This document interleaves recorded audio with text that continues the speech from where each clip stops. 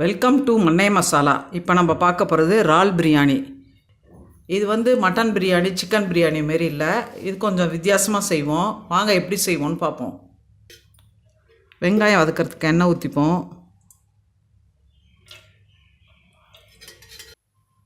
இதில் பாருங்கள், கொஞ்சம் பட்டை, கொஞ்சம் ஏலக்காய், 2 ஏலக்காய், இலை, கிராம்பு 4 கிராம்பு, கடல் பாசி எல்லாம் எடுத்து வச்சுருக்கேன். இது போட்டுப்போம்.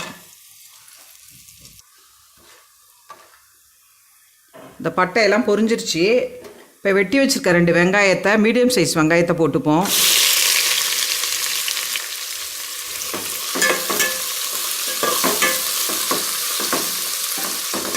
இதை நல்லா சவக்க வதக்கணும். வதங்கிறதுக்கு கொஞ்சோண்டு உப்பு போட்டுக்கிறேன்.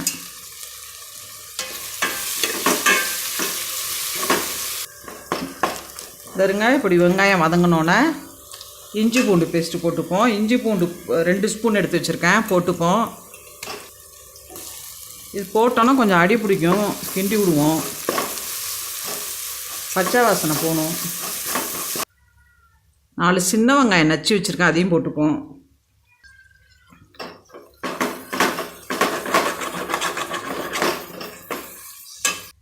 அரை கிலோ பிரியாணி செய்கிறதுக்கு 1/2 கிலோ வாங்கி வச்சுருந்தேன். அதில் 1/4 கிலோ எடுத்து மிளகாத்தூள், தயிர், இஞ்சி பூண்டு, கொஞ்சோண்டு உப்பு போட்டு பெசரி வச்சுருக்கேன். இப்போ இதை போட்டு வதக்கிக்குவோம்.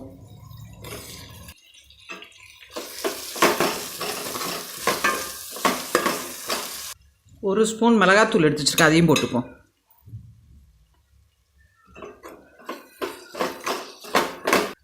கொஞ்சம் புதினா போட்டுப்போம். கொஞ்சம் கொத்தமல்லி போட்டுப்போம்.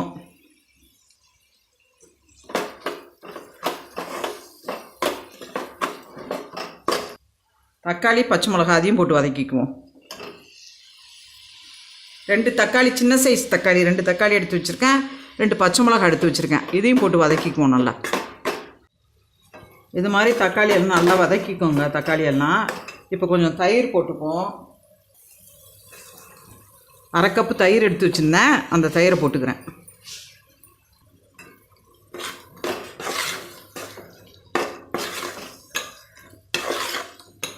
இது அப்படியே சிம்மில் வச்சு ஒரு 5 நிமிஷம் வேகட்டும். சிம்மில் வச்சுருவோம். பிரியாணி மசாலா வெந்துட்டுருக்கு பாருங்கள். அந்த நேரத்தில் இந்த இறாலை பொரித்து எடுத்துப்போம். அரை கிலோ இறால் எடுத்தேன்ல பிரியாணிக்கு, அதில் பாதி அதில் போட்டாச்சு பிரியாணி வேகிறதுக்கு. இதில் கார்ன்ஃப்ளவர் ஒரு டீஸ்பூன் போட்டிருக்கேன். கொஞ்சம் மிளகாத்தூள், லெமன் கொஞ்சம் புளிஞ்சு ஊற்றிருக்கிறேன். உப்பு போட்டு இஞ்சி பூண்டு போட்டு இதை பொரித்து பிரியாணியில் போடுறதுக்கு இதை போட்டுப்போம். இந்த பாருங்கள், இந்த மாதிரி சவந்தோன்னா எடுத்துருங்க. 5 நிமிஷம் ஆச்சு. திறந்து பார்ப்போம். இந்த வெந்துருச்சு, கிரேவி ஆகிடுச்சி. எண்ணெயெல்லாம் பிரிஞ்சு வந்துருச்சு பாருங்கள். இப்போ ஆஃப் பண்ணிவிட்டு சாதம் வடிச்சுப்போம். ஒரு பாத்திரத்தில் தண்ணி வச்சுட்டு அந்த தண்ணி கொதித்தோன்னே அதில் 2 பட்டையும் 2 கிராம்பும் போட்டுக்கிறேன். ஊற வச்சுருக்க அரிசியை போட்டுக்கிறேன். 1/2 கிலோ அரிசி, 1/2 கிலோ இறாலுக்கு 1/2 கிலோ அரிசி போடணும். 2 கொதி வரட்டும். கொஞ்சோண்டு புதினா போட்டுக்கிறேன். பட்டை, கிராம்பு இதெல்லாம் போட்டுக்கிட்டிங்கன்னா கொஞ்சம் வாசனையாக இருக்கும்.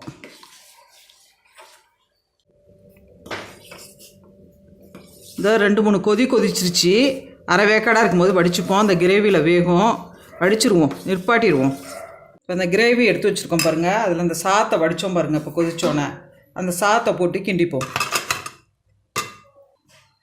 பிரியாணிக்கு வேணுங்கிற உப்பு போட்டுக்கிறேன். தேங்காய் பால் கொஞ்சம் புளிஞ்சு வச்சுருக்கிறேன், ஒரு 1/2 கப்பு, அதையும் ஊற்றிக்கிறேன். லெமன் கொஞ்சோண்டு புளிஞ்சிக்கிறேன். புதினா போட்டிருக்கேன். கொத்தமல்லி கொஞ்சோண்டு போட்டிருக்கேன். கொத்தமல்லி, புதினா இதெல்லாம் போட்டு இது கறி அடுப்பில் வைப்போம்.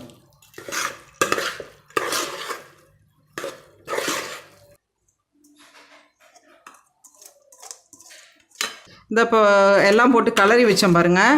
இதை ஒரு 5 நிமிஷம் சிம்மில் வச்சுப்போம். சிம்மில் வச்சுட்டு திறந்து பார்த்து திருப்பி கிண்டி மூடி வைக்கணும் ஒரு 5 நிமிஷம். மூடி போட்டு மேலே கொஞ்சம் வெயிட் வச்சுக்கோங்க. இது மாதிரி வெயிட் வச்சுருங்க. 5 நிமிஷம் ஆயிடுச்சு. இப்போ ஒரு கிண்டி திருப்பி ஒரு 5 நிமிஷம் வைப்போம்.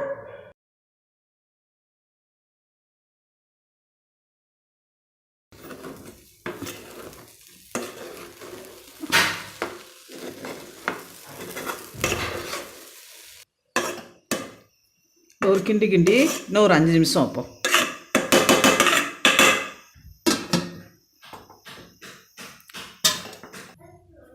அஞ்சு நிமிஷம் ஆயிடுச்சு, வெந்திருக்கும். இப்போ திறந்து பார்ப்போம்.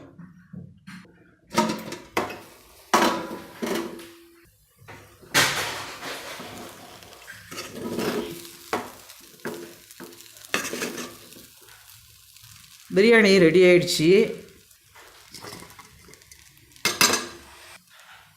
இதை போட்டு இந்த வறுத்து வச்சுருந்தேன் பாருங்கள், அதை போட்டு கலரி வச்சுருவோம். சுவையான இறால் பிரியாணி ரெடி ஆயிடுச்சு. இந்த வீடியோ பிடிச்சிருந்தா லைக் பண்ணுங்கள், ஷேர் பண்ணுங்கள், கமெண்ட் பண்ணுங்கள், மறக்காமல் சப்ஸ்கிரைப் பண்ணுங்கள். தேங்க்யூ.